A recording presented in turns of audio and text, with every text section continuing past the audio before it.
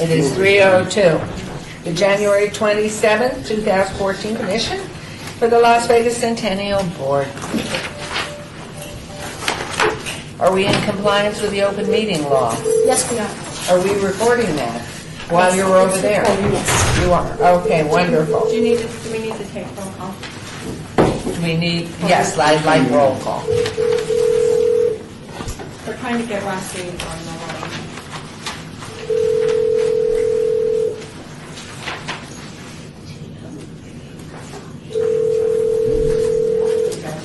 Your call has been forwarded to an automated.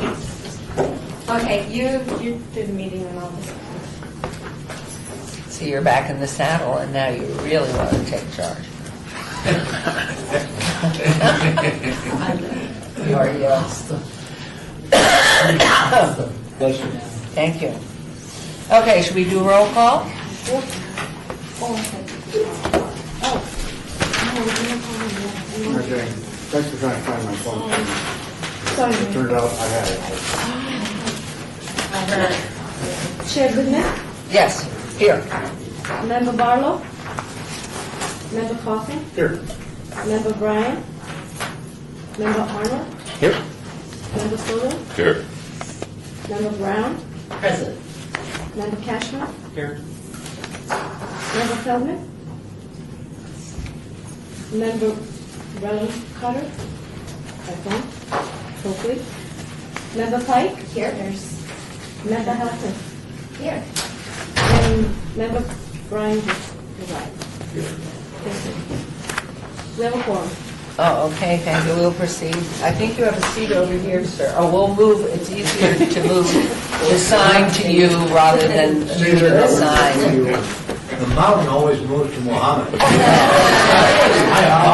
apologize. So, Good, now we all know who you are. What do we have? It just says member, not governor, senator, not governor. Okay, Your Honor, yeah. accepted. Okay, public comment during this portion of the agenda must be limited to matters on the agenda for action.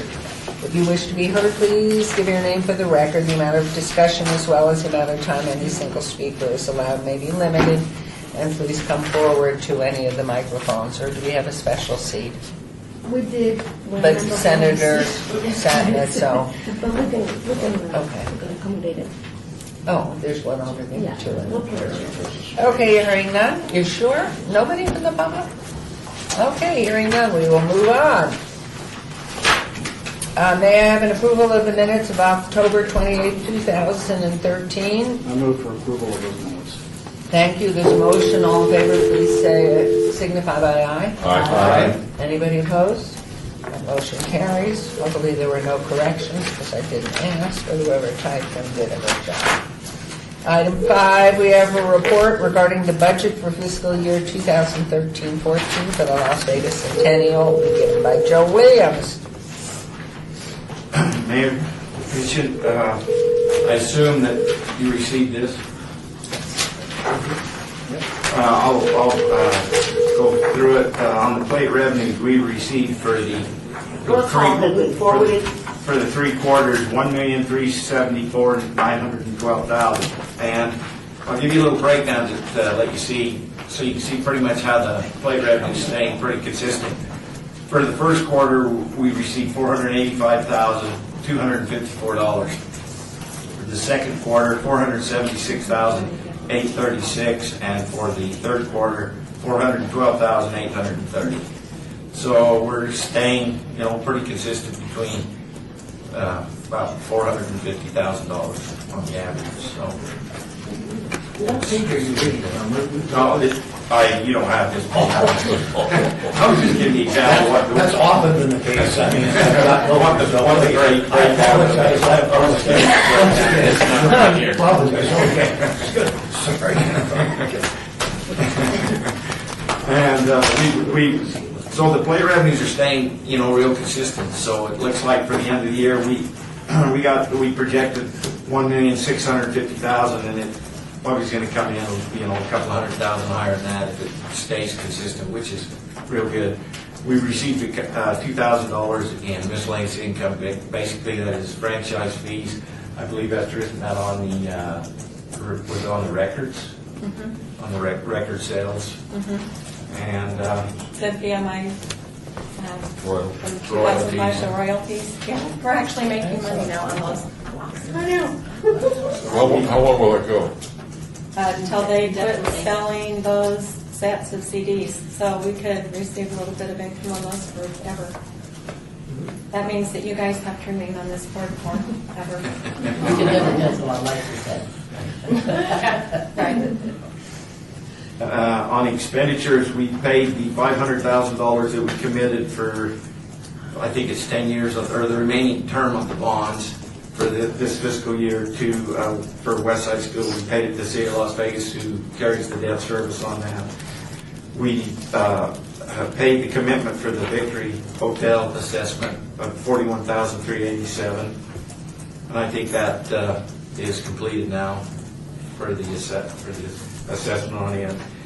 And we paid the $25,000 to welcome Fabulous Las Vegas sign that we committed so we could do the upgrades on the lighting. We've paid the Nevada Symposium $13,950 and Desert Rose Production $17,663. And then we did the commitment of $300,000 we paid for the Eldorado Rodeo. So them are the large ones we have paid out for the 7 months ending, $907,000. We have a fund that'll give us a fund balance now of $1.88 million, but we have committed $642,000 for the remainder of the year if we paid everything out that we had committed, and that would leave us $1.2 million we should end the year with, or between 1.2 and 1.4 million the way it checks out, and we ended this year at 1.4, so we're staying pretty flat, which is a good thing in covering all our commitments. Any comments, questions? Okay, I'd entertain a motion to accept the report. So please. move. Thank you.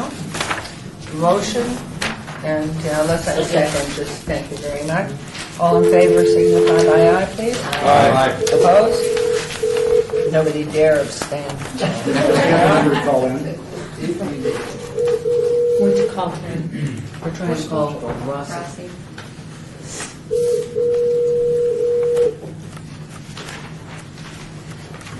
Okay, we'll move on to agenda item 6. We have a resolution by the Historic Preservation Commission for the preservation of the Victory Hotel. Courtney Mooney will provide the information, please. Call has been forwarded to an automated voice message. There. 7, 2, 3, 6. Good afternoon, Commission.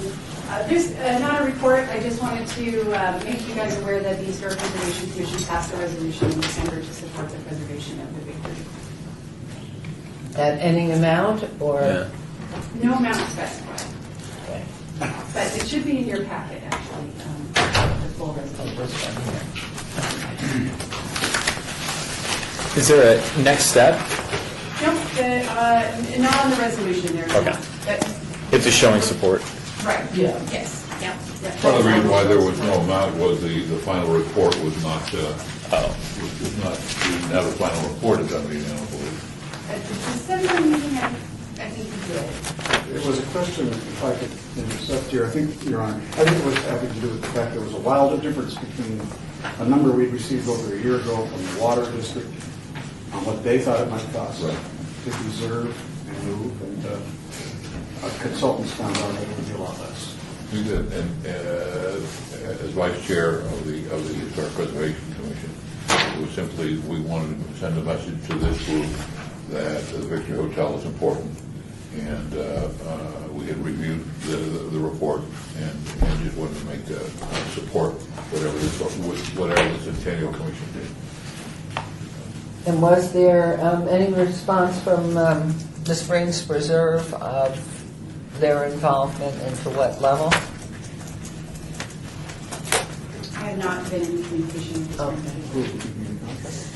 Well, I mean, looking at these numbers, and obviously there must be a timeline that we're left with to make some firm commitments. But do you have any idea, based on your information from the owners? The owner is right here, and the owner's representative would be happy to step forward His name's Kevin Plinsner. And, No. Kevin, I guess you can take a seat anywhere here. Kevin moved here recently. Well, me? Yeah, 2 we years need ago. to. Item number 7 is Are we on? the grant request. Yes, number 7. We're still on number 6. Oh, Okay, so to separate that out. Yeah. oh, Okay. okay. This is just For an information. informational item. Okay. This is just for your- Always ahead of the game. Well, all we're going to do is receive it, great thing, I suppose. Right, Rivera? So what does number 6 mean, then? It was just a It report from it was just letting her know that HPC supported the resolution for the Victory Hotel. And So that was all. while it says a motion, where there is no need to, Oh, or that's there sorry. It's really just an Okay. information item. Okay, thank you. You did that perfectly. Now we will move on to agenda item 7. We have a request for funding in the amount of $505,421 from Oak Brook Realty and Investments, owner of the historic Victory Hotel, located at 307 South Main Street, downtown Las Vegas. Mr. Christopher M. Plenser will present the grant information, so please do now come forward. Thank you. If you can find a seat and a microphone.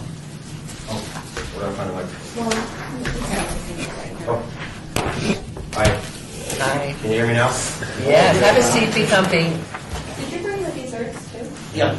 I brought desserts from Gargano's Bistro. They just opened at Lewis and Casino Center. If I can just introduce Kevin, my wife, because when I came on board 2.5 years ago, Kevin represented the owner, still does, the owners of property not only on Main Street, which includes the Victory Hotel, but also a large chunk of property on the South Casino Center.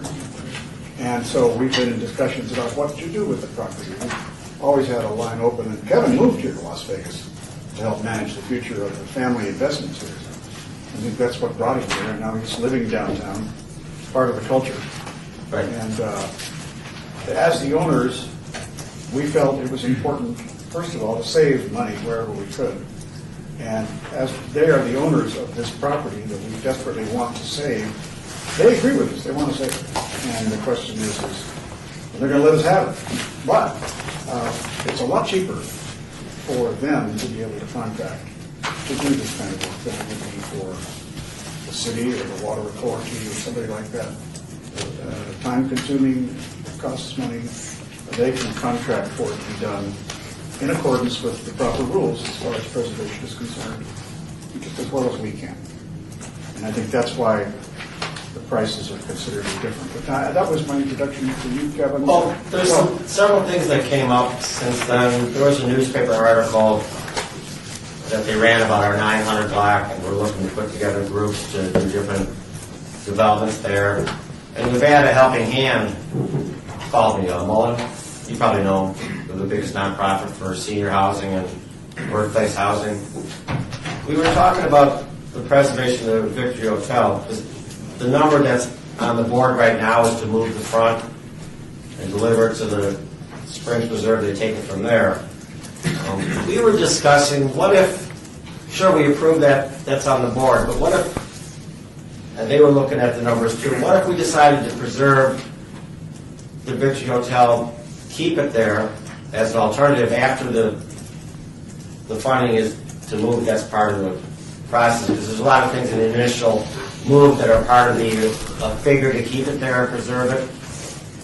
What if they, Helping Hand, decided to have preserve the building and then build some senior workplace housing on the rest of the property? And I've been talking to Landry's also about incorporating their property into it for parking, and then we have senior housing and some different uses there. It's just something I put on the table because it just came up, and I don't want to stop something that's in motion and say stop, but I want to say, would you entertain, after you approve the $500,000 to move it, what if we decide we're going to need more to keep it there? Is there money available in the future, or yes or no?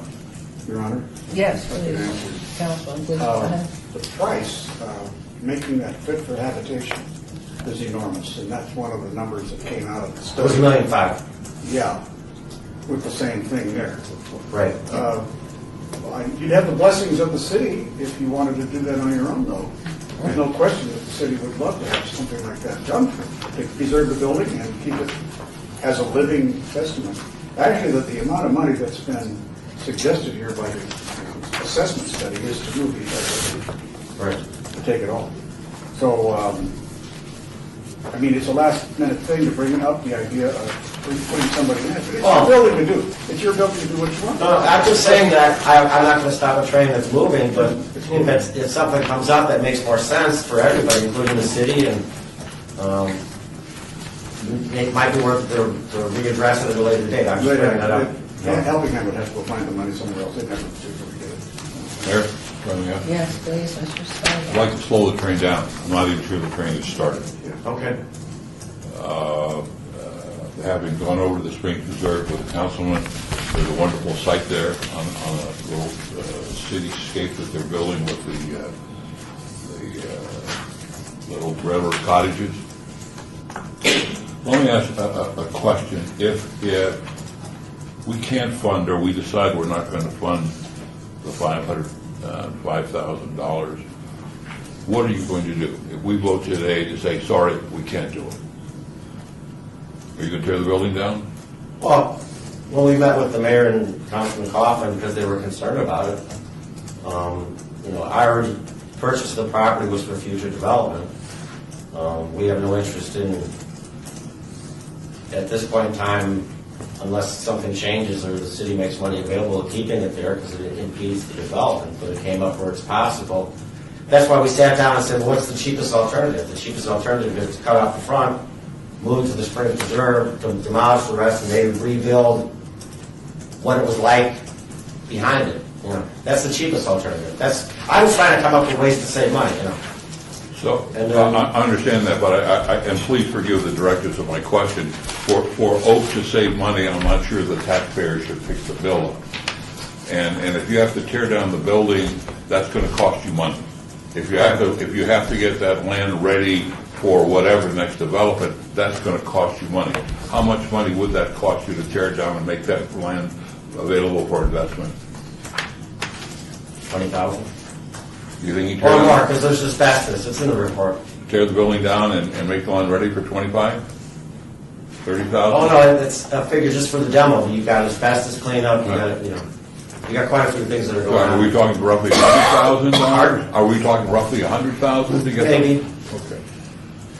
You dragged me into this. I didn't drag you guys into it. You dragged me into this, You'd like to see it preserved, Well, that's correct. And what I'm saying is that if we move this, then you're getting the piece of land clean and free for no charge. I'm wondering whether or not you'd be ready to put some money on the table to help this, or if you expect the taxpayers to foot the entire bill.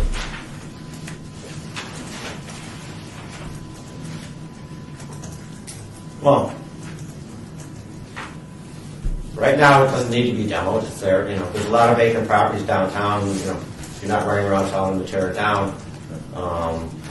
We figure we're in the same boat as they are. I mean, we bought at the high end of the market.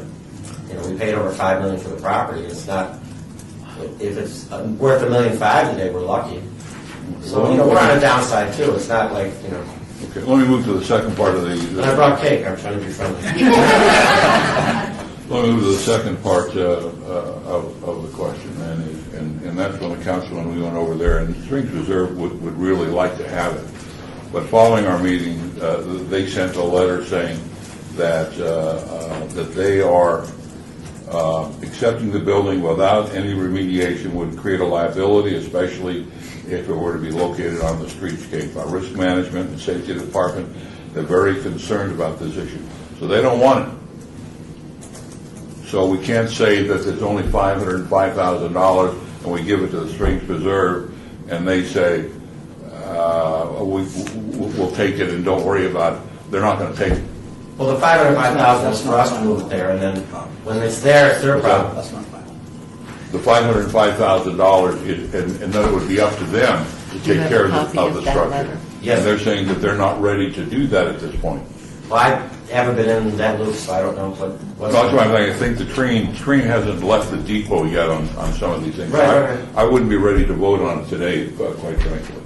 Mr. Stolo, could I, if you don't mind, could we give that and enter it in so we have a record of it? We all And we'll received give a it all copy. back. I got a copy. Well, Bob, do you have any idea? I will give it back. I understand what you're saying, the 525 or whatever it is doesn't solve the problem because there's going to be a remediation cost before the Springs Preserve is prepared to accept it. Oh, no, that's remediated. The 505 is remediated. yeah, see, there's a lot of. I don't think I understood that. Okay, I'm sorry. So the $505,000, taking it down, making the land ready for the investment, moving it over to the Springs Preserve, setting it up in the Just the Springs front. Preserve, and We making. deliver it there, they take it from there. Well, that's inconsistent with what you just said. The Springs Preserve was ill-informed. I'm sorry, Your Honor, because No, It's hard to take. Yeah, I know that. Go ahead, John. You know more about this. Only when I I'm recognize just trying to get the I got confused. They're either we're either gonna drop it off, and then they're gonna pick up the response, the money, or it includes remediation. In the 505,000, there's the remediation to make it, the parts that we move there clean. I think we're talking two different languages here. We're not apples and apples. What you're saying is not taking the whole building, we're only taking the front. As I understood the We're report. hauling yes. it over to the Springs Preserve and we're dropping it off. Yeah, I'm delivering it. And then from there, the Springs Preserve is responsible for doing whatever it is they're Yeah. going to do with it. Yes. And what you're saying is the 505 is providing everything, including a setup, and it is not. The 505 is taking the front facade of that building, taking that and dropping it That's out. what I was So then the saying. Springs Preserve then is going to need additional money to set that structure up and do whatever it is they do. And they're saying they're not ready to around take that on that responsibility. Well, a point of clarification here. Esther, where is the copy of that letter that's not in here? The response from the Springs Preserve, I haven't seen it. I haven't seen it. that was just what I gave you that Bob Stovall had. It was addressed to Councilman Coffin Yeah. and Mr. Stovall. Your Honor. Okay. I think what's happened here is people have jumped conclusions, because I also talked to Julie Wilcox that same day, tourism place, and it is perfect for this building. But that's an issue, it's different from the issue of appropriating money for the rehab, the moving of the building, because that's the issue on the table for us now.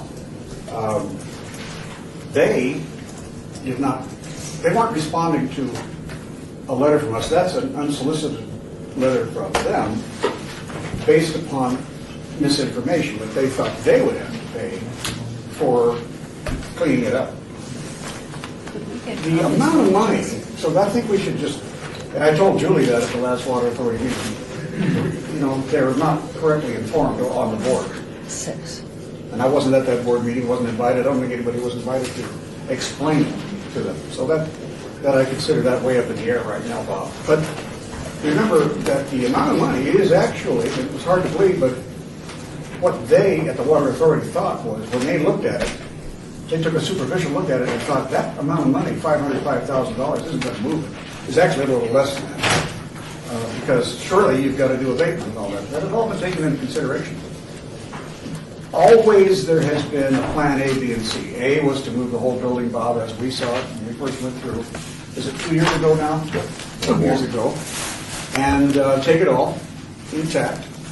We heard from Water Authority engineers who said, no, you can't do that, it won't work. The building will collapse. Well, so I guess they've always had a dark view of things over there. However, plan B is to take, if you will, as much of the building as possible, including the portico, both Yes. floors, and the first 20 feet of the building, because now you're talking about a lot Councilman less. Coffin, can I just clarify something? Courtney just pointed that out to me. And the estimate we have is to move the entire building, not I know. just a portion of it, it's the entire building. That's right. But Can you point, I'm sorry, Councilman. can someone sometimes you have. point out I what we're lost looking track of at? that. I lost track, because there was a draft. I hope you don't have the draft number. The point was, within that amount of money, there was sufficient money to improve the entire building. But what if the building falls apart? As predicted by the Water Authority engineers, that in fact the envelope can't sustain it, that you can't carve it up and move it individually. That's a possibility. In which case, and sometimes you don't know that until you start doing some, when you saw intrusive inspections, Then your fallback is to either take the front of the building, well, you take the front of the building, or you take an even lesser, that's Plan C, which of course costs less. So all of these other, if you will, the A, B, and C, they're a progression to a more possible, more probable outcome with a lower cost. But I felt we needed the budget for the entire thing, if we could do it. The original back. Mayor, could I ask the councilman a question since he's one of the... I think we understand, at least I understand to some extent, the A, B, and C options that you got here. But I think the question that I have in my own mind is, you know, the word remediation, I think there's some confusion here. And my question is to try to get clarification. I'm understanding on one hand that the term remediation is included in whatever the cost options to move and would in effect satisfy the cost once it's on site at the Springs Preserve. Then I hear another interpretation is that whatever the term remediation means, the numbers here are just whether you take the whole thing, Section A or Section B, and drop it off at the Springs Preserve. There's still an obligation on the Springs Preserve part to remediate that. I think that's where the confusion is in my own mind. I speak only for myself. If I'm correct, then I think we would need to know what are the additional remediation costs that the Springs Preserve believes would be necessary, and presumably that would be added to the numbers that we have on these sheets with the options. And maybe I'm completely confused, but that's the essence of my confusion is... Well, if you were to move the entire building, and then essentially you'd have to do a lot of work. Yep. If you moved the whole building, you'd have to do site prep, put a foundation down. Sure. Place to lay it. And then further would depend on whether or not you wanted to make the whole building available for public use. I don't think they ever envisioned that, nor did I. It's a Potemkin village over there. The four cottages, all different floor plans, are excellent. They're looking good. There's going to be a scale of the original railroad station, the 1905 constructed railroad station. The old beanery. Yes. Great. So it's like a dead end, if you will. There's four houses on one side. Everybody should go over and take a look at that, regardless of whether you care about this building or not. The four houses here, at the end of the street, a cul-de-sac, if you will, is going to be the railroad station. And opposite that, same street, it'll be called Main Street, is reproductions. That's where you get into, we're getting into falsity here, but we're getting into representations of a bar, a casino, a bank, and the real deal with the Lincoln Victory Hotel. So somewhere along the line, I always had a fear that that building's going to break into, shatter into a million pieces when you try to move it. It wasn't built to last this long. Yeah. And so we had to be prepared for plans A and B. The bids don't really come up in that fashion. I mean, we didn't ask them for, we probably asked them to consider the possibility of just moving the front of the building, but, and yet it didn't take into account remediation that might have to happen after it's moved. And by the way, on a move of the partial, that was to take the front as is and the first 15 or 20 feet of the building, and also bring in all the appurtenant finishings that you could salvage, because all the original doors, window frames are there, the banister for the stairway, a lot of stuff that's salvageable that would be shipped separately. You know, Councilman, if I may, what is the 505? I can see all these others as they match up. 378, 970 becomes the 379 here in this patent, Johnson. But this number on our agenda, item 7, it says funding. Yeah, what's that for? Well, that's the additional for rehabbing, for remediation and... out there. Yeah, no, here, because you can't. Private building. Please. Well, it's just, nowhere in the information that we got can I add up to a 505. The estimates in this, so maybe if we could get a clean, full-blown estimate of what it's going to cost to move it, then we can consider it. But it's hard for me to know exactly what's included in the number on the agenda when it's not in the cost estimates. I agree. As I look at this stuff, it's almost like a shell game. I feel bad that. It is. Exactly. Well, You had the best idea of all. Well, how much would it cost to buy it and keep it there? You did in October. $5 million. Check's updated to you, you know. Yeah. Are you suggesting that you sell it to the city for 1.5 million? We're open to anything that makes economical sense and where everybody's working together. I mean, that's why I said maybe with Nevada helping hand, rehabbing it, incorporating in a senior housing project. That way you got your historical building that's preserved and you got some senior housing, you got some other uses. I have 260 evening partners from Golden Nugget. They need parking for their employees. Oh, yeah. They're ready to give me another 200. We're trying to figure out if we can house them. So I would assume that if we can figure out how to bring Landry's in and have them build a 2 or 3 story parking garage and then have housing above for senior and incorporate it all, maybe that's the bigger picture that we should be looking at. I don't know. I mean, Yeah. all these numbers are flying around and nobody's got a direction they're going. And don't blame me. I'm not. Let me apologize to this group for bringing in the word remediation. The remediation that is in this package is strictly at the site of the Victory Hotel now. Yeah, but if you remediate it, it's clean before it moves. According to the report I read and the numbers that they gave for that. Gotcha. And so what will take place at the Springs Preserve will be, whether we have half of it or 3/4 of it or the whole thing, they will have to do something at that site. There'll have to be some foundation. There'll be all those other things to make sure it's structurally sound. And they are very nervous about that price. They don't have a slush fund or even a regular fund to go in and dig out. And their conversational discussion is somewhere between $300,000 and $600,000. So let's assume that's on the high end, $600,000, $505,000 to do this. Now we're at $1.1 million. We're close to 1.5 to come up with to buy the thing and. So how about we go ahead and obey this? When's our next meeting? But put it in a committee to come back with complete, definitive numbers for us so we can see what we're looking at.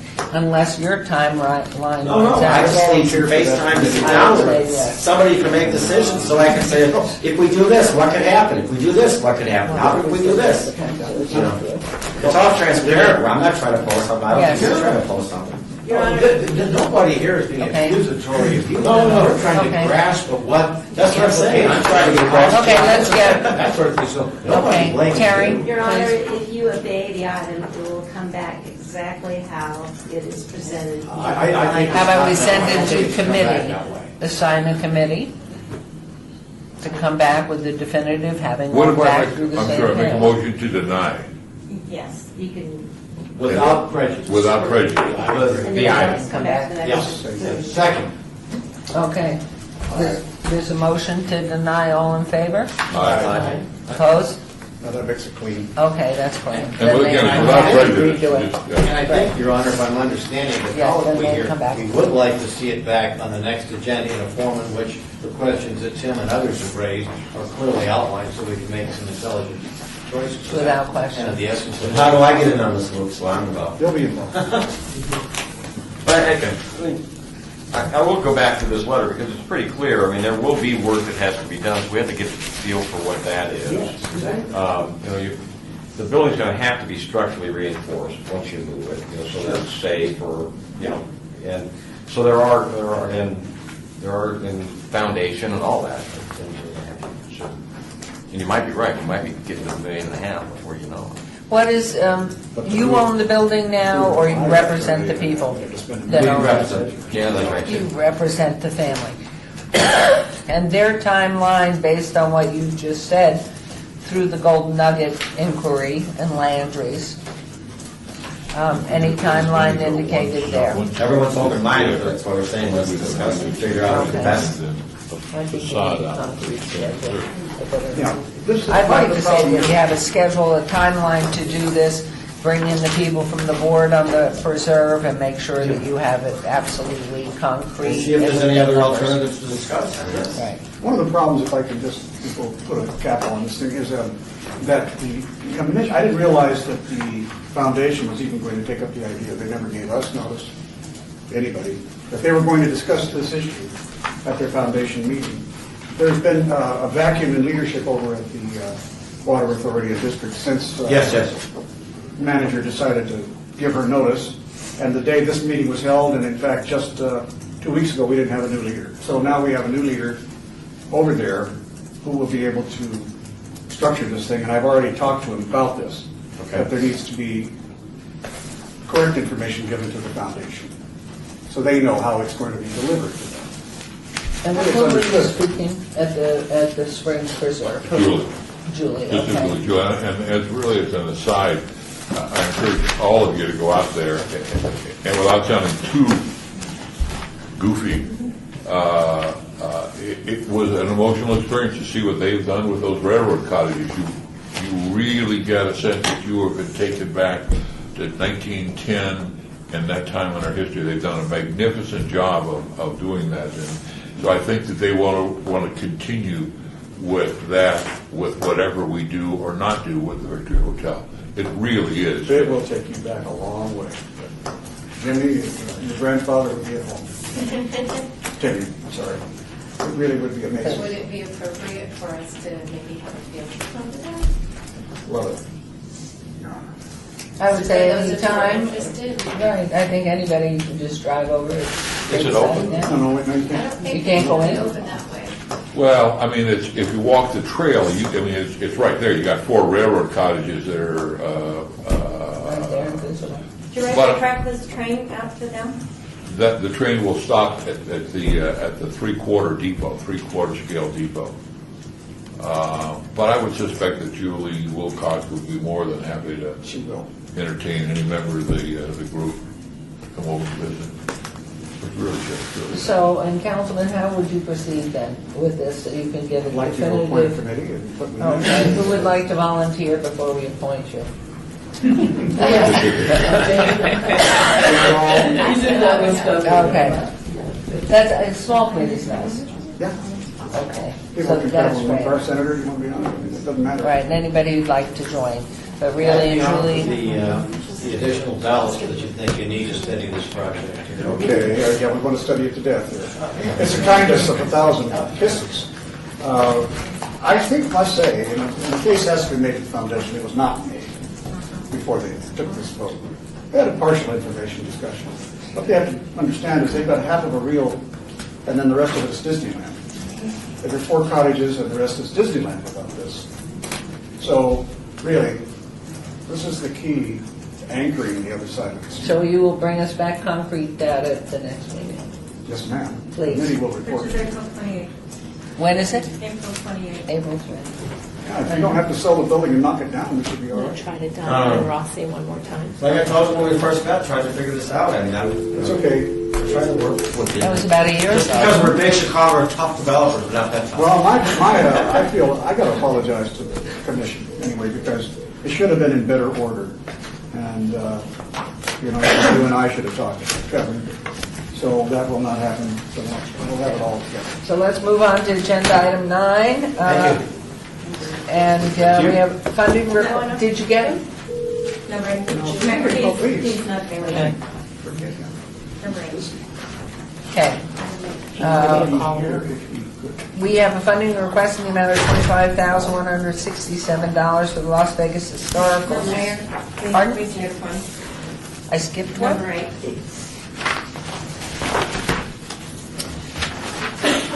I keep seeing 500,000, that's why. Item 8, for the grant request, we're still at 25,000 for the Junior League to produce the Sands Copa Connection Program Series.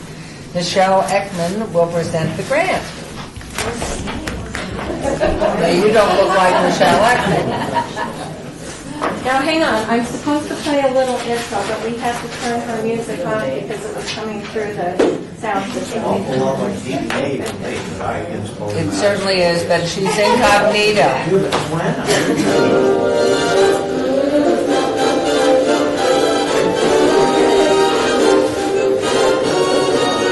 Along the street, you're at a party, or a girl All right. Yes? this could be the start of something great. Great mood you had, Mel. Well, it started something big. All right, Dee Dee, so, Hello. hi, everybody. It started something big. Really did happen at the Sands showroom. Besides the performance of Edie, Stephen E.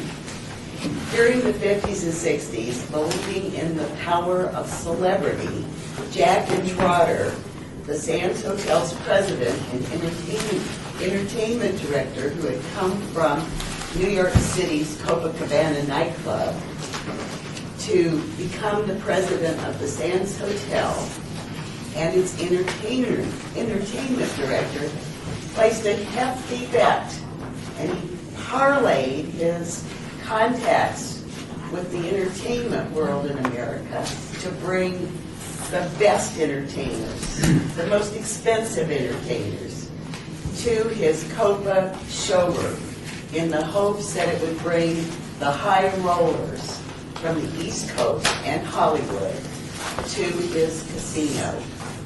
And he won. He won that bet big time. And soon after seeing the success by the Sands, the other hotels jumped on the bandwagon and soon followed suit. And then the rest is, as they say, is history. And I say, worth repeating. Mayor Goodman, Senator Bryan, ladies and gentlemen of the Commission, I come before you today representing the Junior League of Las Vegas to ask you for your support and funding of the Sands Copa Connection program as its sole event sponsor. This year, the Junior League, along with several co-producing partners, will present a 4-part history series about the Sands Hotel. Its iconic Copa girls, the music, its legendary entertainers, and about its marketing strategy. The Las Vegas in the 50s and 60s was a very, very exciting place. It was the only place in America that you could go and see the top entertainers at several venues, 2 times a night, any day of the week, where you could rub elbows with the rich and famous, where you could gamble, where every fantasy that you ever wanted was there under those neon lights. It was very exciting, and I know because I was there. As a teenage girl, my father loved to gamble, and he would load up the family in the family car and drive across the United States on Route 66 from Indianapolis to Las Vegas during the summer before air conditioning in cars, and we would come to Las Vegas. Well, in order to keep my father gambling downtown, the hotels down there would comp the whole family into shows. And one of the shows that we saw was Dean Martin at the Sands. Well, I am the chairman of the Morelli House Public Program Committee, and I was trying to search my brain for a wonderful program to present this year. And I happened to be looking at an old scrapbook of my mom's, and I found a table card that she had saved from that performance with Dean Martin at the Sands. And I'm going to send this around because it became the inspiration for this program series. And it's designed, I'll pass it around.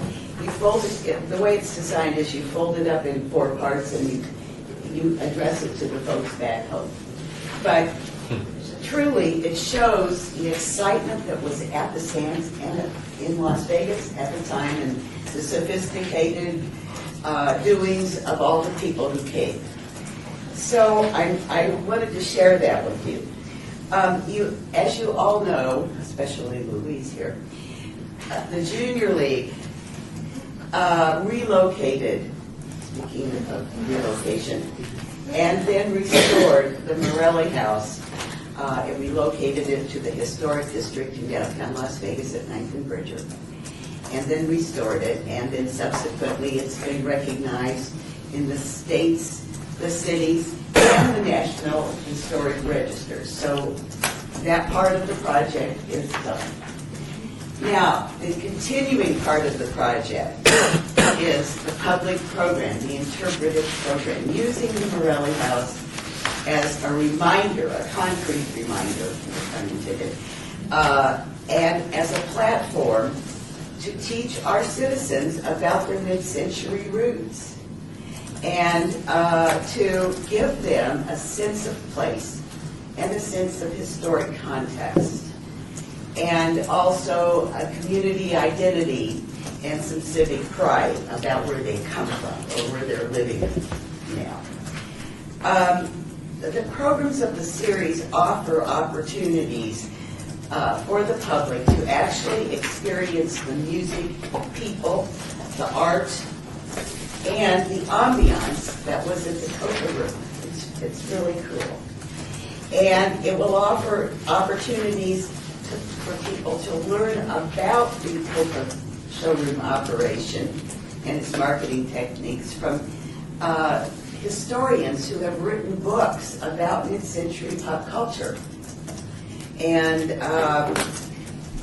also, the series will offer collateral materials, which I call collateral materials, educational materials, that will enhance the educational and the visual documentation of the Sands Copa Room through a commemorative scrapbook publication, which we have scholars giving us articles for, and we've done extensive research with the historic photo archives at several places, repositories, and also a photo exhibit to be displayed at each of the programs.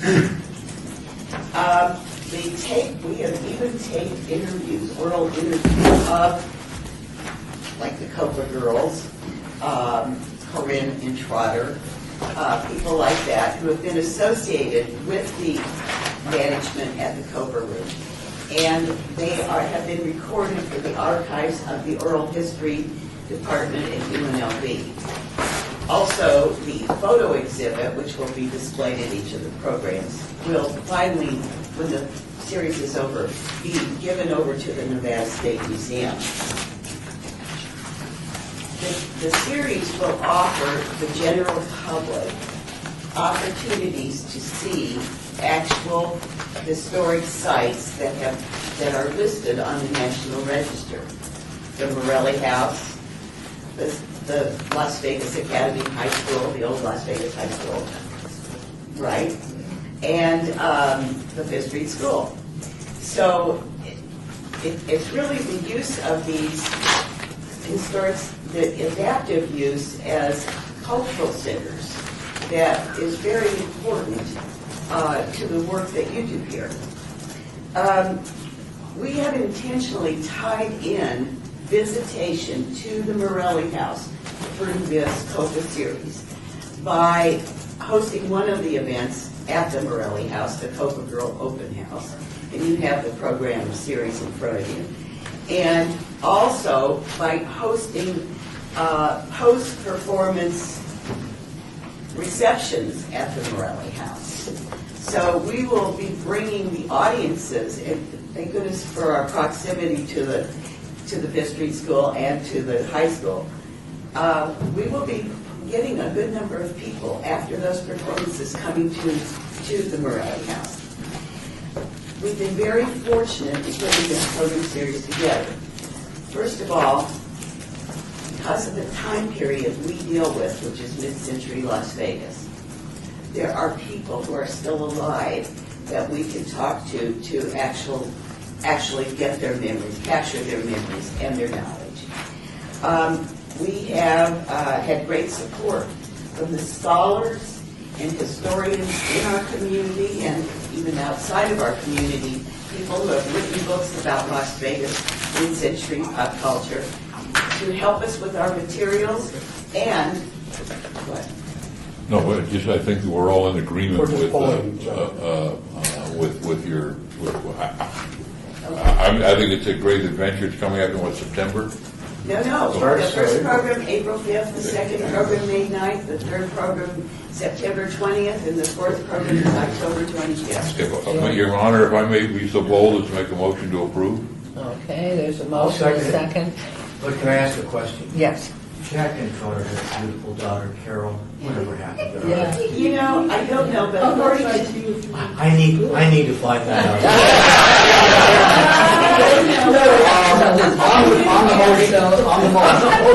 On the motion, Michelle and Trotter was in my class at Jonas Park. I just- So that would be a much younger daughter. Carol was class of 57.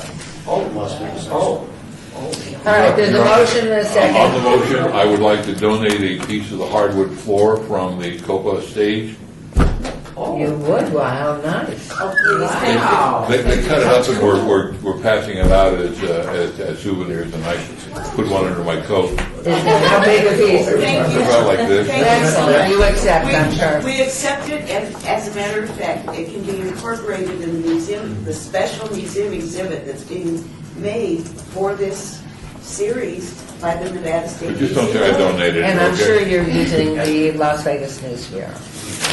The Las Vegas News Bureau, the UNLV Special Collections Department, Yes. and the archives of the Nevada State Museum. Okay. So, And have you had a contribution from the current Sands owner, what's left of it? no? To me, that would certainly help promote. All right, there's been a motion and a second. All in favor, signify by aye. Oh, Opposed? Thank you, Dee Dee. You walk away with a can I beautiful. pass this around, just so you can see? 'Cause We've already seen it. Okay, By the way, there never was a golf course. Congratulations. thank you all. It says there's a golf course on the back. There never was. I'm very grateful, thank you. All right, agenda item 9, funding request in the amount of $25,167 for Las Vegas Historical Society to find, capture, catalog, and display historically relevant photos of Las Vegas. Mr. David Van Zanten will make the presentation. Hi, folks. Hi I there. have to entrust Councilman Coffin with the space bar. Can I give you a head check, Bob, because the clicker wasn't working. Am I blocking? Oh. No, but unless we get the, thank you. Thank you. Well, it Just should hit go in there. that. Yeah, when prompted, maybe. Your Honor? I guess we're. Are you ready? But we've got that on this. Thank you. There you go. That's up. Thank you. Yeah, you all have a hard copy as well. So, and I have 14, so it might be like that 80s historic jacket members only. But, Do you have extra copies? we have, yeah, sorry, they're right here. Okay. Yes, as he comes.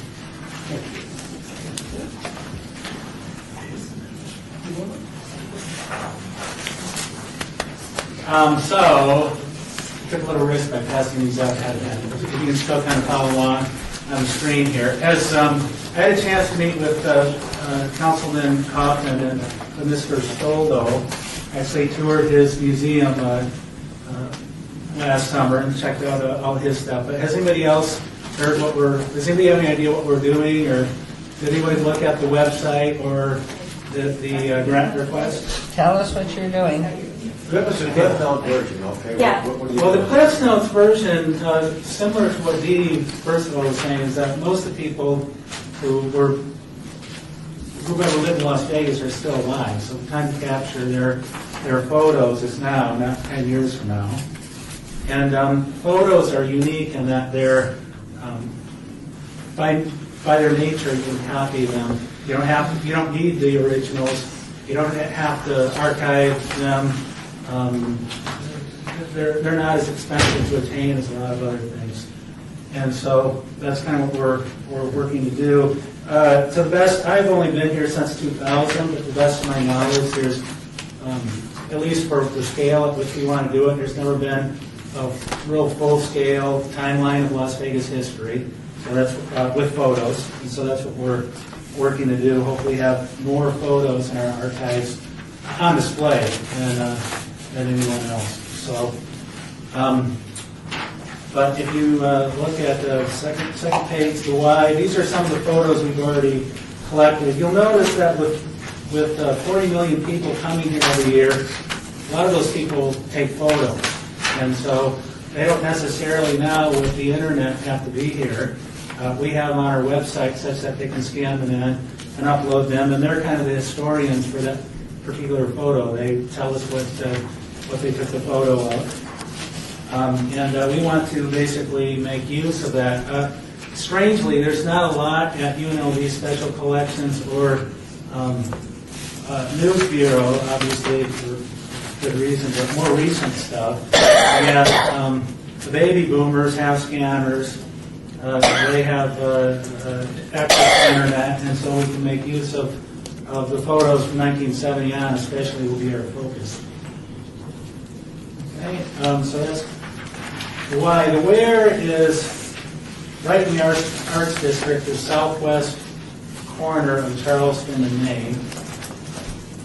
Okay, if you look at the where slide, you'll see the front of the building is going to be photo boards with each decade, starting pre-auction, each decade around 40 photos per decade, and those will rotate out. In the middle room, we're going to have Life on Main Street, so we're going to have things like Ridge Theater, John S. Park, photos from businesses on Main Street in the area, aerial photos. We have a picture of Lloyd George. He grew up on 3rd and Charleston. So we have a picture of him playing in his backyard there. Things like that haven't ever been displayed for the downtown area. The who slide here, we're meeting with as many people as we can. We would like a chance to, I haven't met with Senator Harry Reid yet, he's on the list. Anything virtual. Well, right, exactly. I talked to somebody though, he lived in their aunt's house when he was in high school, because he is from Church. Yeah, but not in Las Vegas. He lived, well, when he was in high school, Henderson?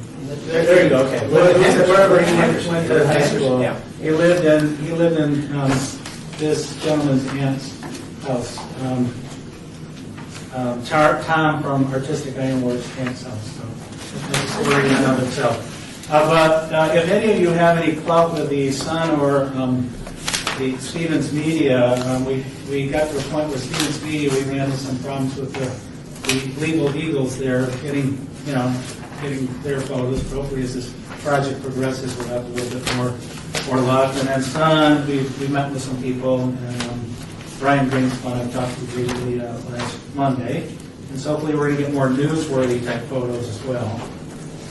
So here's how are we doing so far with a little bit less than 15,000 invested. We have an accountant, we have a legal firm, we have incorporated as a nonprofit in the state of Nevada, and here's the red items on this. How are we doing? Pages.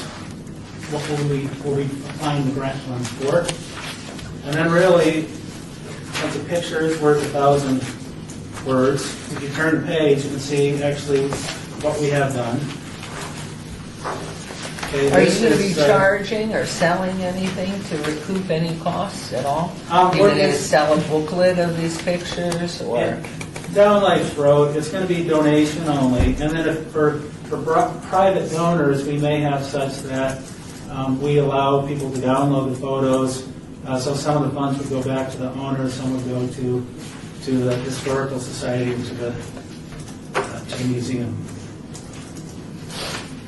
Okay, but what's neat about this is it's right in the Arts District, so it's within 150 yards of, for instance, Rick's Restoration, which is the spin-off of Pawnbrokers. So we'll do some cross-marketing with them. It's a mile away from here. It's a mile away from the outlet mall. So if one spouse wants to go to the outlet mall, the other one can learn a little bit about Las Vegas history in that hour. Forever. Could I ask a question? Yes, please. Why have you chosen not to do this at one of the museums or at the university and rather a storefront in the downtown? I think that potentially it's going to have a different audience here. I mean, that kind of Here's a good straight one if you turn the page. You'll see a letter from Michelle Light from UNLV Special Collections. Obviously, this is hard to read. I know Michelle. And she wants to have stuff on display, and we're better. I mean, art and history kind of mesh really well together, so we're better to put the stuff on display than in the arts district. Rather than at the university or a museum where you're already capturing people, whether it's part of Discovery or some other museum where people are specifically coming rather than coming downtown to purchase and going to galleries and antique stores. It's just a question. There may be. I mean, I think that this is to get, this display right now is going to be called History 101. Okay, it's not going to be, it's 1,217 square foot, so it's not, there's room for growth in terms of Las Vegas history with the number of captivating photos that have been taken over the years. So, I mean, for sure, we're open to moving onward and upward quickly, hopefully. I think the mayor's point is good. Who is going to be advising you in terms of a consultant or somebody at the university as to which pictures have historical significance in each of the decades? I mean, that could be a fairly subjective thing, but somebody who studied the history of Southern Nevada or Las Vegas in particular would have probably pretty good ideas and things that might reflect things were happening in neighborhoods, or as you're suggesting, Duco's playground is a youngster in Las Vegas. But who's going to be advising you on that? Richard Bryan and Bob Scoville. No, I think, once this gets going, our site is going to be, I mean, this is kind of a 21st century, this is called crowdsourcing, eventually. Right now, we're priming the pump with a lot of special collection stuff, News Bureau stuff, but eventually we want most of the content to be donated, okay? So if there's something you donate, and it's going to be because of the location. I met with Mike Green, who's one of our resident history experts, and he says, he said, embrace the artistic side of history for this project since you're in the arts district. And so I think that with the web, if people are donating photos, you can say to people who are on the site, the ones that get the most views or the most thumbs up or whatever, and the ones that people would like to see on display, we're going to, here's the thing, it's not just photos, it's also captions. So around just about any photo, you can talk about, like really compelling photos of the flood at Caesars when the cars, I think it was 74, floating around. I mean, so you can talk about, that's our biggest weather malady in Nevada, and so the caption tells a bigger story than just the photo. But, we're open to people with more expertise than, I'm not from here, so I'm open to people giving an opinion. But I think if it's a museum of, by, and for the people, if the people vote which photos are most compelling and historically relevant. Well, except for probably for this side of the table over here. We came in 64. And knowing the News Bureau, again, to me, to research and have a chronological path of what's in the News Bureau, to speak with what the senator was saying, how do you select? How do you know what to select? I mean, it seems like a big amorphous something of pictures. And how does it become relevant? If you went through the chronology of the News Bureau, you would have a full streamline of everything. It's the same way the News Bureau has posters that they've done, right? How do they select those photos? Yesterday, my family, in-laws were in town, so we went to Nevada State and looked at what they had on display. How did they select the photos that they have? There are, that's always always going to be subjective, but I think it's more objective if the people who are on our website have a say in the matter. And there are certain topics from each decade which were more important than other decades. Go ahead.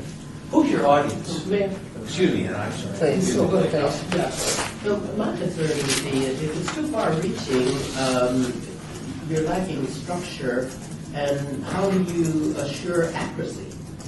of the stories, because just with you mentioning Senator Reed, I think we all know he went to basic high school and lived in Henderson. And Correct. you know, it's so how are you going to ensure accuracy? Well, I mean, there's no photo on display of Senator Reed talking about which school he's at, but if there was, it would be accurate. You know, the information, here's the thing, this is not, because it's a general history museum, all this history is most of it's pretty available, okay? From UNLV, it's the Wikipedia of photos of Las Vegas history. So it's, in terms of doing a timeline, if we're going down a rabbit hole of only a very specific topic, then of course we have to be the experts on that topic. But all of this information, we want to be the place where if someone has an hour and wants to learn something about Las Vegas history, they can do that. In terms of One of the things I would bring to you is the Mob Museum, how very difficult that was with the professional curators that have been involved and all the background check to it to make sure there was a subject matter that was clear. And this seems very, it doesn't, to me, and not to criticize, but the reality, it doesn't seem crisp, clear, and with a purpose, a definitive purpose. What are you showing to whom, when? And it can be all over the place. The photos that are, remember, the people that are writing the history for the photos submitted are the submitters. So if you were the one, you know, if you were, Mormon history, if you were at this particular location at this particular time, you're the expert on it. If you were watched Evel Knievel jump at Caesars, and you know you have the photo of it. You can tell your interpretation of the events, and then they can be fact checked. But a lot of it is going to be from the users. I mean, for Lloyd George, the photo of him in his backyard, no one knows more about that probably than he does. You know? Well, if it were a judicial study of the court systems growing up through Las Vegas, at least you can put your arms around it and see it and find somebody who knows it and check it all. But, I mean, unless I'm missing something here, it's so large and without structure, it seems to me. I mean, so you don't see potentially you see the value of capturing the photos from. I think what the mayor is saying, this sounds like some of us have a passion for history, but this seems a little vague to me. I mean, I'm not quite sure.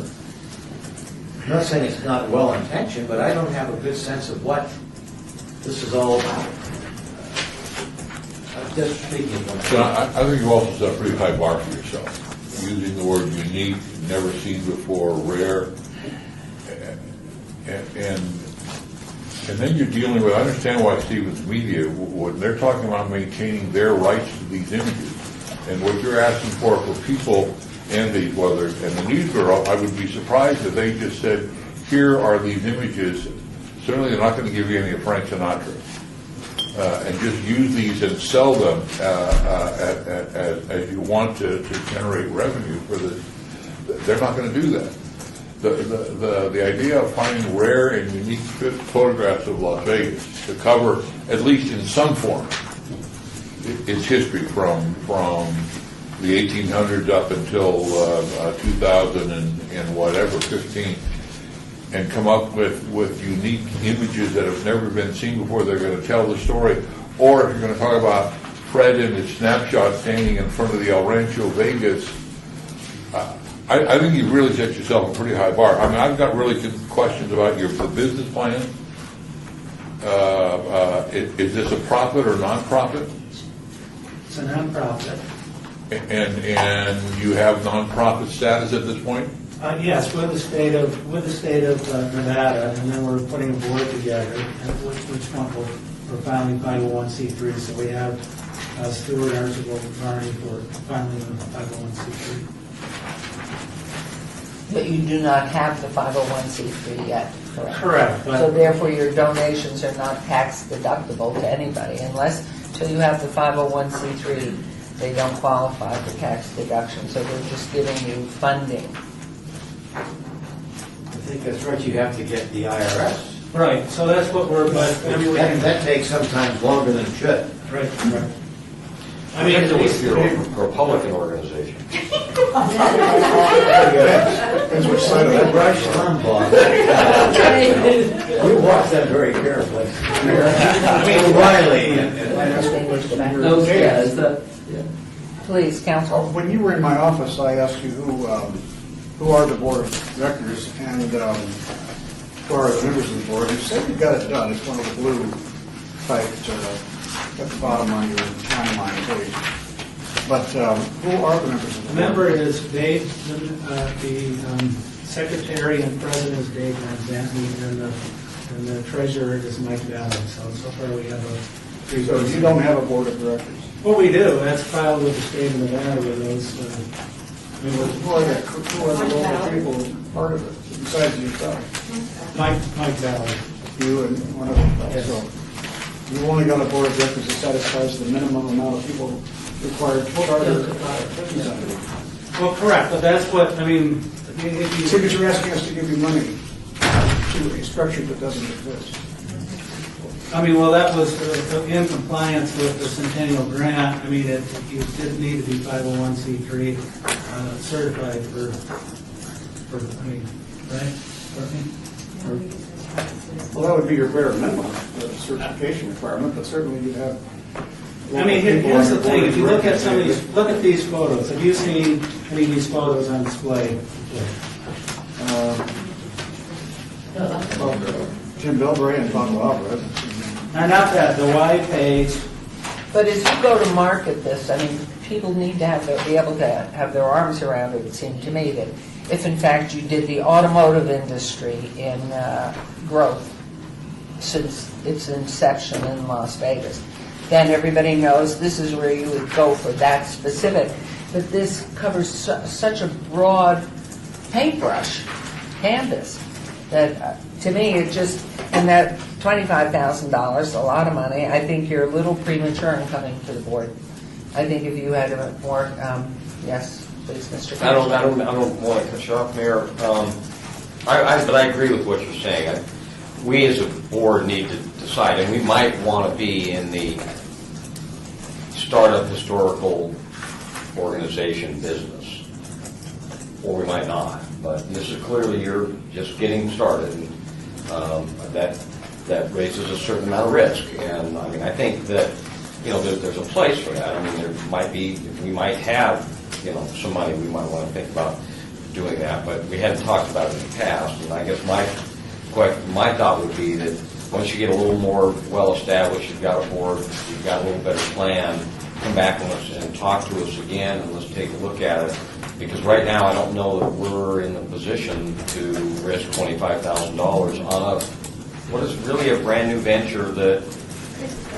I mean, it's a great. This is less risky than the stadium. Yeah, I think you're right about that. That's a lot. But I mean, my point is, I'd like to see it a little farther down the road. But I mean, I think I like the idea of a place where people can go look at historical photos. There are some photos you have, Member Cashman, in your archives, that are fascinating, whether you want to display. There's a bunch of them at the university. Correct, but are they on display? I mean, maybe some are, maybe some. No, I'm not. I think it's good. I just think it's maybe not quite ready yet. And Mayor? Yes. Also, what I continue to hear as well is that maybe if you came back with a little bit more of a focused theme, or maybe just a short run of a focused theme, that might get a little more buy-in as well. If we're talking like what I'd like to see is more of a business plan. I need to understand how this thing is going to function before I say here's $25,000. I see two photographs here that I've seen hundreds, if not thousands of. I see one more. I love the ice palace, the ice house. Oh, correct. And seeing one more picture of Gene Mansfield and Mickey, God bless them, but those aren't going to. So I mean, I think you really, if you're going to be successful, you need what you're saying you're going to do. But that's very hard to do.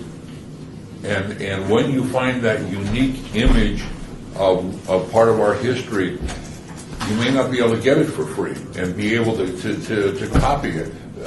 People are holding their photographs more and more precious, and they're not sharing them with everybody unless it's UNLV or the I'd have to disagree with that. I mean, one thing about Generation Y, you can say what you want about them, but they're very good sharers.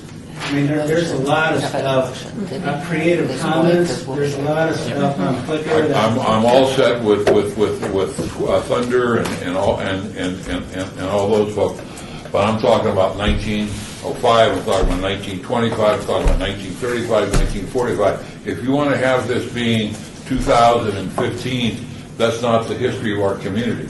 And Generation Y may very well say, "Here, take a picture of me in my house, do whatever you want with it." There's photos in the last 30 years that Are we going to deny or deny without prejudice? Let's, Yeah, I hate to do it, but I think we have to, the board has spoken. I think we need to deny this item without prejudice and just invite you to come back when you've got a little So bit. it seems that in terms of the general history museum, with photos collected from the community, no interest in that in the future, or? Well, we need to know the specifics. Right. You're asking us, and I think a lot of us are very sympathetic. I love pictorial history. Right. But I think you've got to give, right now, I don't quite understand what this is all about. I really don't. okay, so there's a motion, is there a I second? would second Could I invite Okay. anyone, too, that wants to see the facility? You certainly, too, are welcome to call anybody, get some input. I mean, I don't think anybody is speaking ill of what your thoughts are, but just to get a little more fiscal strength in here, a little understanding of specifics of what you're doing. Yeah, I'd So, even suggest to talk to maybe some of the board members after the fact and even Esther. work with Esther, and you can get your proposal a little better refined Yeah, and bring I it mean, back. You know, obviously, we want and need board members who are historians and would like to be part of this as well. So. Okay, thank you. There's a motion and a second. Please vote. Aye. Opposed? Thank you. So you're invited to come back, get your 501c3, get your board list, and move more concretely into it. I don't think anybody's saying don't come back. Thank you. Agenda item 10, we have a funding request in the amount of $25,245 from the Nevada Humanities of the Art for a smartphone application titled West Side Oral Experience, an audio tour of the West Side. Rachel Hopkin will make the request. Yes, that's me. And so I'm here on behalf of Christina Barr and Nevada Humanities to tell a little bit about the project for which we've applied for funding. Nevada Humanities is a statewide non-profit which is the affiliate of the National Endowment for the Humanities, and we've been creating and supporting public programming for over 40 years. This proposed project has the working title of the West Side Oral Experience, and it is a GPS-activated audio tour which will be downloadable as an app free of charge onto smartphones, and which will offer users a unique way to experience the important and traditionally African-American neighborhood of Las Vegas, the West Side. This app is not structured to offer a typical A to Z tour via a specific route. Rather, users will see a map on their phone screens indicating the area covered by the app. Then as they move through the marked area, GPS technology will automatically trigger site-appropriate audio material to play into their ears according to where exactly they are. So, for example, when they are at the intersection of D and Madison, they might hear somebody reminiscing about the enormous pickles and pig's feet that used to be on sale at the Spate store, which was at that location. Or they might hear about things that happened in nightclubs that used to be a feature of Jackson Avenue when they go down that particular street. They might hear people talking about incidents that happened or appropriate music and ambient sound.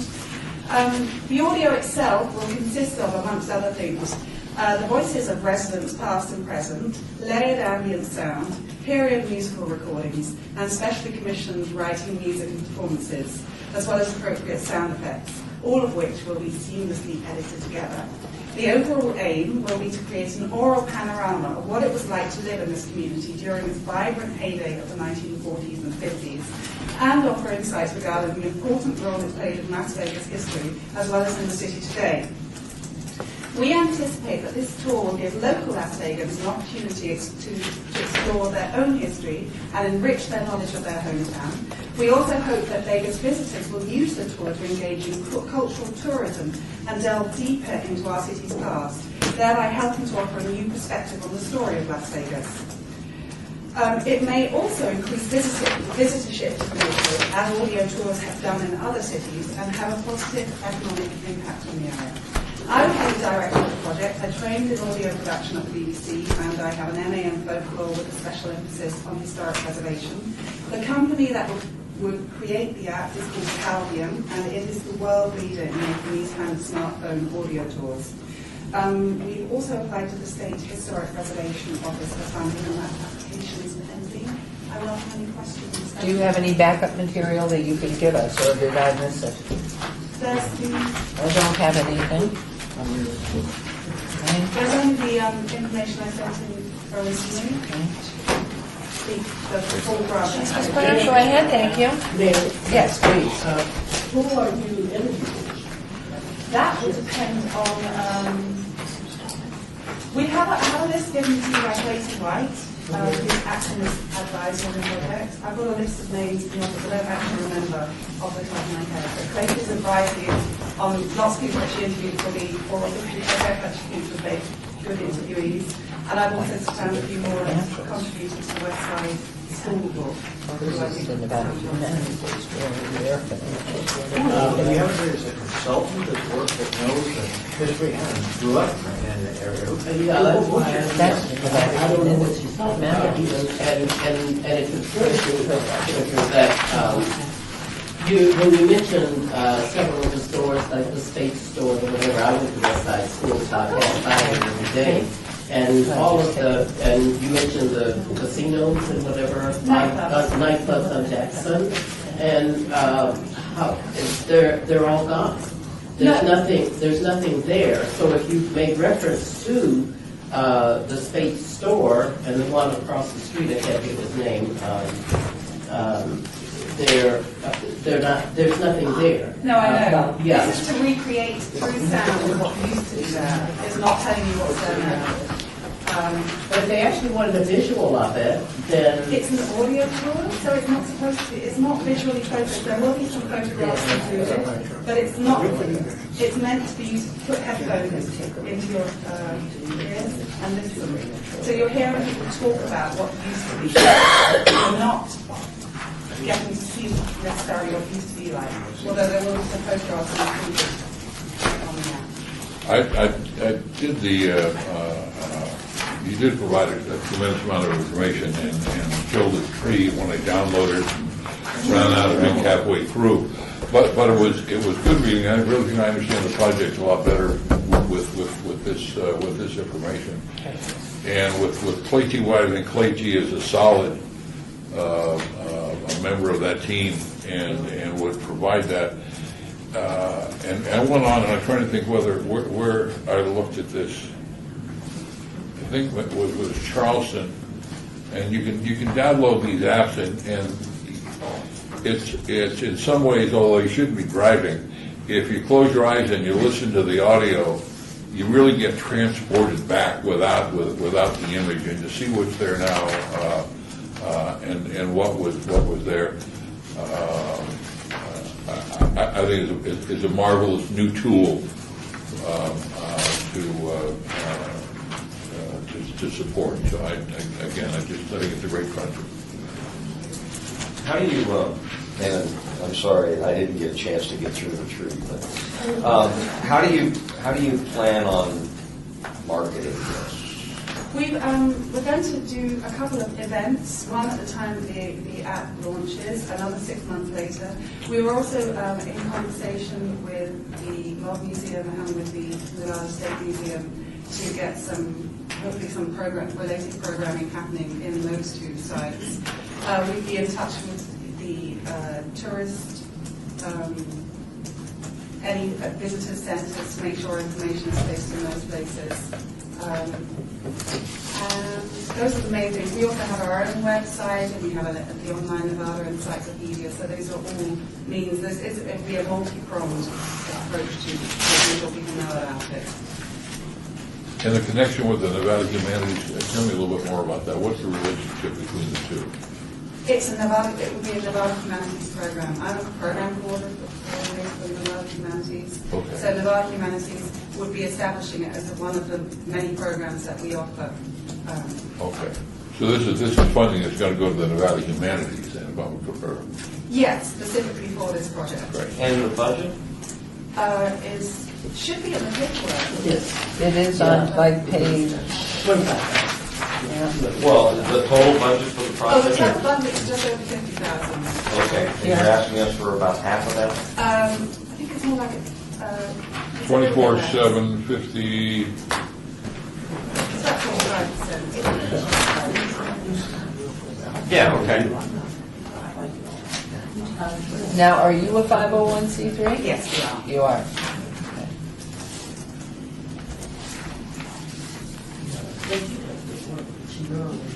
I'll say from, no offense, the younger generation on the board, I like the idea, just because it's what's coming. As far as I think there's some, it's starting to pass me up. Hey, I thought I endorsed the project for the older generation. You guys have more hair than I do. I think there might be some concern I'm sensing from those that are very familiar and grew up in the West Side. So Which would be me. exactly. So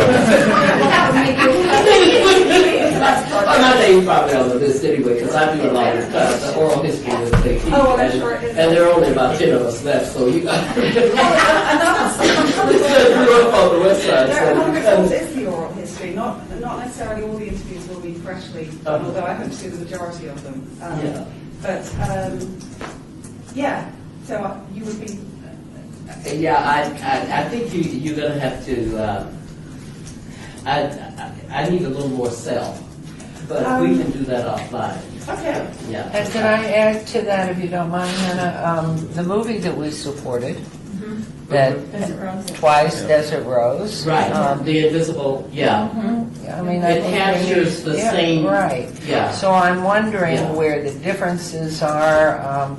I was fortunate enough to work 69 to 71, 72 at EOB and the Department of Labor.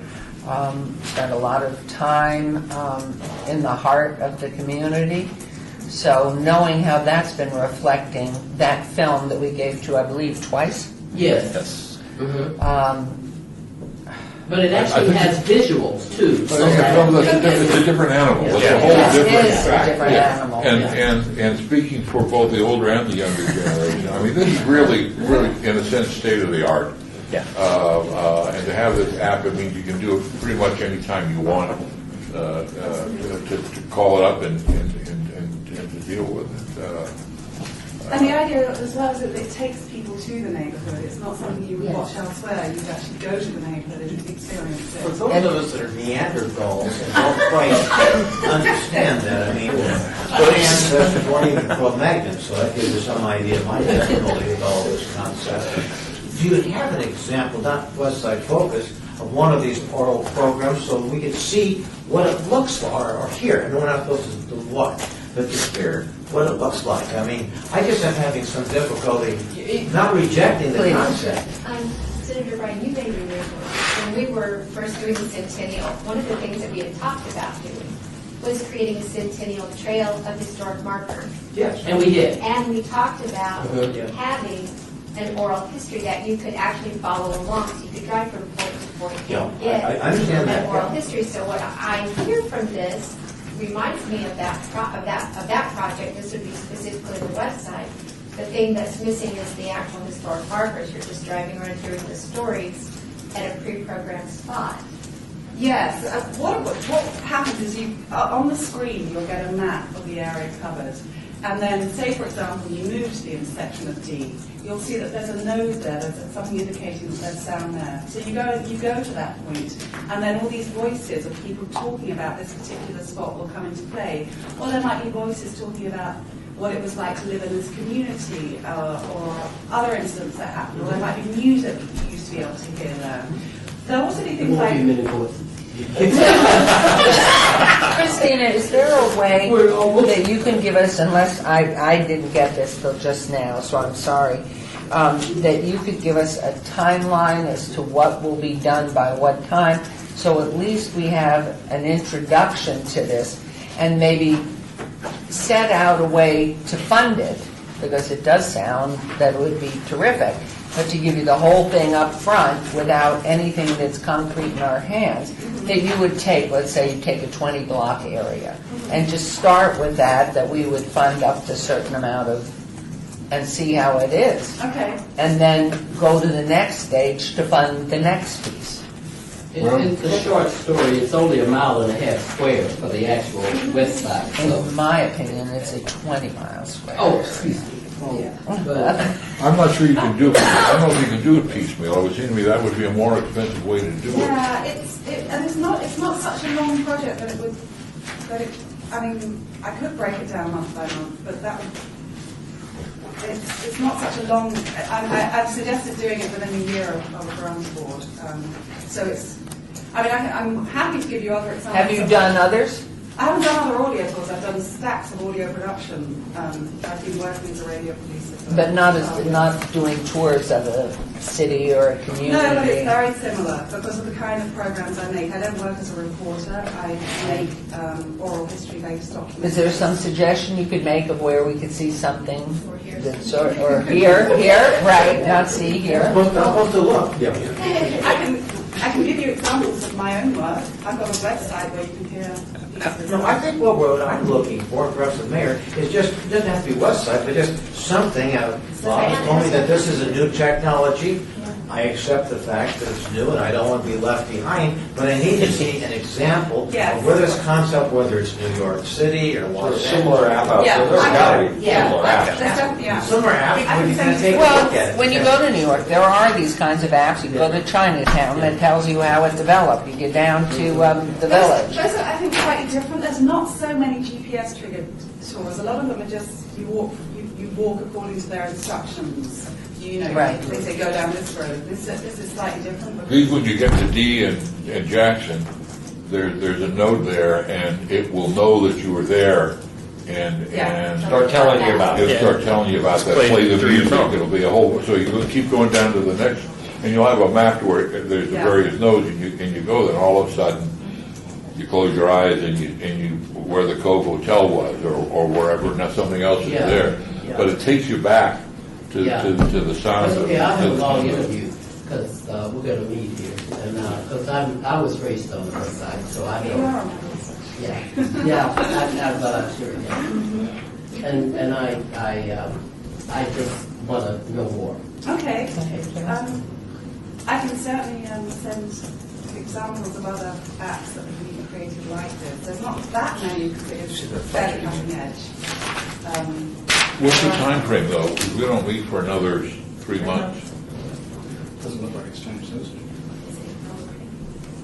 April 28th is the next one. So at this stage, you'd just like to send out information about more apps like this? Is that what you're after? Could I ask one more question? Sure. I'm sorry to do this, but it's a lot of money. 25,000 is a lot of money.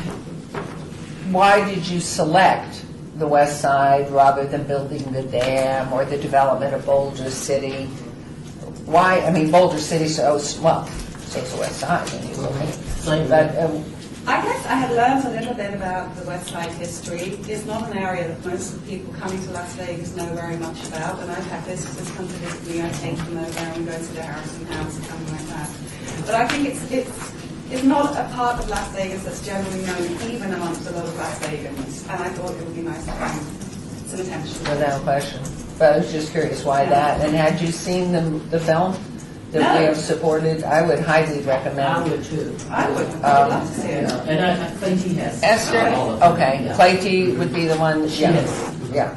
Then I would certainly be in contact. Yeah, or if not, give me a call. My home and cell number is out there, and I can get you out. Well, I think and keep us posted on the progress of the funding. Okay. If that helps too. Okay. Knowing that we're matching somebody who's participating. Yeah, and April will give you time to get in touch with, because I would certainly make myself available. I'm very supportive of anything that has to do with the city and the community, so I'll do, I'll make myself available. Yeah. You might have Brenda Williams going. She's really. Oh, of course, Brenda always. Yeah, always. Brenda does the West Side School oral history, so yes, her name is Till April. Your Honor, if I may, Okay. no, I'm never going to want to keep my mouth To give that back. I think we're doing the applicant a disservice because the board has not gone through the documents that were provided. Correct. And it's apparently the new system to where all we get is a notification that there's going to be a meeting, and if we want to put, we've got to go on and download, and I spent the better part of a morning changing cartridges and ink and so forth to download all this, because I wanted to, so Yes, I'm I'm not. glad you said that, not to digress from, but I need everybody jumping in here. The minute the clerks post an agenda, all of the backup material is on there, so you need to either go Is on on what? and review it on the agenda. So when you get the notification from the clerk with the agenda, you go on the city's website, and the agenda is there, and then every line item that has backup material. But that's is 900 back. pages, Esther. I know, I read know. some of it this afternoon. Oh my God, when she came back, I mean, the Library of Congress would find that. That's exactly why we're not printing them. No, but there's got to be something that would be appropriate to help this young woman here. Or all the applicants, whether it's David or. Well, I think so or- too. I mean, it's, maybe there's a synopsis or something on each applicant. Esther, maybe we can have a comprehensive synopsis that's a page or two on each application, and then we would be able to go back and download on those particular ones. Right, Your Honor, Just a quick summary page. We'll put that in our grant agreement and just have them do a quick summary page. I go Then through you can have the backup. and look, and like others, I don't download the entire thing, I download those things that are pertinent. In this case, since it is a new wave kind of thing, I downloaded the entire thing so I could feel familiar with. Well, you're a new wave kind of guy. You're supposed to download it to your iPad. Mayor, I just All right, Councilman. it's easy for those of us who happen to live in this building to tell somebody else to download something and then print it out because we're doing it at taxpayer expense. But we've got to recognize that we really should be delivering all the backup with the agenda, delivering it to our commission members. It's the only thing. We've got, just a minute now, we've got plenty of money being pulled out of this budget for administrative services. Yes, but I am only following the system that the clerks have set up. I don't Well, the even clerk works for us. print it anymore, so whatever The the clerk clerks works say for can us, do. and it's inadequate. It's inadequate. It will not work. We just can't do that way. We owe it to our I'm all we owe for it to that. our I lay used to members mail here. out everything before, but then, Right. like I said, all boards were taken over by city clerks, and they have their system, and that's the way. I know, sometimes they used to be that way with me too on my agenda, and then they changed. I And can so talk to them they and see really what need we to can change do. on this. Well, I'd sure like to see summaries, especially on something new, a summary, and then if you want to go into further detail, just, because so often there are attachments to it because they're from some other organization. All right, we'll just add that to the. Can I add something So, since we're kind of yes. complaining about it? Can we just get water to the meeting too? Well, that's important. Okay, may I have a motion on this particular item? Would the motion be to defer action until a later meeting? A day until April? Is it April, what did you say? Till May. Yeah, so. A day till the April I what? would make that motion. Okay, second. Is that going to completely destroy your? That would delay you by 3 months. No, that's okay. This is not time sensitive. Thank you. Good. No, I mean, you're not killed yet, so you're very much alive. So there is a motion, there's a motion and a second. May I have your decisions, all in favor? Aye. Opposed?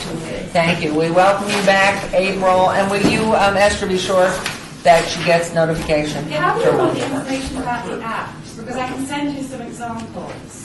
If you just send it to me, I'll just. Yes, great. Okay, thank you. And now we will go on to agenda item 11. We have a funding request in the amount of $100,000 to produce an NV 150 parade in downtown Las Vegas To close out the year-long celebration, Kara Kelly will present this grand information. Your Honor, I had the luxury of downloading the entire thing, and I read it. Would it be improper for me to make a motion at this point to approve? We have to have a discussion. We have to have a discussion? Information. All right, just let's hold for a second, please. Kara, do one of your best. Yes, absolutely, Your Honor. So we are respectfully requesting a $100,000 grant in order to produce Southern Nevada Parade in conjunction with the City of Las Vegas to honor With Nevada music? Day. With music, we want the Harley-Davidson Sesquicentennial band, marching band. That's catering to a board member. So just a couple of really quick items. This parade will be the key signature event. All right, everybody please, so we can hear. Should you approve it, it'll be one of the culminating events of the year-long celebration. I think that it is a Who's the great- Grand Marshal, the governor? We have not, you haven't approved, don't have a parade until you approve. Okay. So, it'll be an opportunity to celebrate Nevada's culture as well as Las Vegas's role in Nevada's history and heritage. I think it's going to create a new enthusiasm and understanding about Nevada's history and heritage, particularly around Southern Nevada residents. Date? We are working that out right now. What we don't want to do is have a conflicting event with the Carson City Parade, and so we're working with them. My goal, and I just had a conversation with the governor this past week, is to make sure that he can get to our parade as well, so that we're still, that's why it says honor about the 31st. See, Admission Day this year is in fact on Saturday. October 31st, isn't it? It's on Friday. Friday, excuse me, Friday. So, And in talking with that your was a staff. 3-day holiday Yeah. then. That's a 3-day holiday. Do you want to write on that? It is. Change the Constitution. And we expect it to be the largest Nevada Day parade, and I'm done. Happy to answer questions. Okay. Anybody with questions? I'd like to make a motion. You got I ran into you Friday morning, so we talked a Yes, you little bit did. about this. So the only reservation I had was that I've been a little worried about the Sesquicentennial ever since they decided to do a license plate, knowing that all the money that is coming in to this budget is from our own license plate. So how much is it going to cut into our sales, which would then be counterproductive? I think it's a good question, a legitimate one, and I certainly can't speculate. I don't know. I know that many of the sales are taking place outside of Clark County. As I mentioned to you, the Sesquicentennial plate is, first of all, limited. It's only going to be sold for a limited amount of time. I think that the Las Vegas plate is so iconic, I can't even imagine that it would have any significant impact into your budget at all. I'd be very surprised. Is the Battleborn plate a vanity plate costing Yes, it is. $25, $35? Exactly. But it's not as pretty as ours. I told you it wasn't. Yes, yes. Okay, there's a motion. Do I have a second? I'll second it. All those in favor, please signify by aye. Aye. Opposed? Motion carries. That was easy. Yeah, no, that's exactly what it is. They've got an announcement. Mr. Bledsoe, look here. Can I have your attention, folks? Okay, Councilman would like your attention. This food that's back here is some berry pie and some apple pie and some brownies and stuff. Fabulous. Was delivered to us by Mr. Flinster. Check out if they just opened. You had it at your city council meeting. Right here, we had. Yeah, it was made for us today, There you are. and I don't know if that was noticed, but everybody be sure to grab a mouthful. Take it I think we over. might have been more likely to approve these other items we've had that first Bob, is that what it is? I don't know, I didn't know this was here. I just want you to know I'm trying to get now. Very nice. All right, we are moving on to agenda item 12, which is public comment. Citizen participation. Public comment during this portion of the agenda stop, Bob, must be limited to matters within the jurisdiction of the commission for the Las Vegas Centennial. No subject may be acted upon by the commission for the Las Vegas Centennial unless that subject's on the agenda and scheduled for action. If you wish to be heard, please give your name for the record. The amount of discussion on any single subject, as well as the amount of time any speakers allowed, may be limited. Thank you. Mr. Cashman. Tim Cashman, for the records. I just wanted to point out to everyone the cards that I left you in front of your spot in conjunction with the Centennial, the great state of Nevada, we, at Las Vegas Harley Davidson, commissioned a 150th anniversary one-off special motorcycle, which is being raffled, and all the proceeds, we hope hundreds of thousands of dollars, will go to the Centennial. I said that after you approved the $100,000, so. And the tickets, we just got approval from Gaming Control today, so we'll have the tickets out in a couple weeks, but there's an address, a website on here where you can send us your information, and we will contact you to get you a ticket. How much per ticket? $150 a piece. $150. I thought you're only going to put up with 100 tickets. A couple thousand. Never to all, you heard. Well, we think. Yeah. I hope they think we can sell 2,000 tickets. We'll see. I don't know. But if you've not seen it, it's at Las Vegas, Harley Davidson. We are going to take it around to a number of events, but it's absolutely beautiful. It is a gorgeous Can I have your last card? Absolutely gorgeous. I have some. It's, I mean, it really turned out unbelievably good. Beautiful. Well, thank you. What Just a wanted to bring lot- that to everybody's attention. Yeah. Thank you, And it's a $150. $35,000 one? Oh, yeah, it's a $35,000 motorcycle anyway. Don't tell Gaming Control, we told them it's less than 25. Okay, anybody Because that's from what the law public? says. Let's go on. Anyone from the public who wishes to come forward? Can't have a raffle. That's a No one is coming forward. I know we adjourned.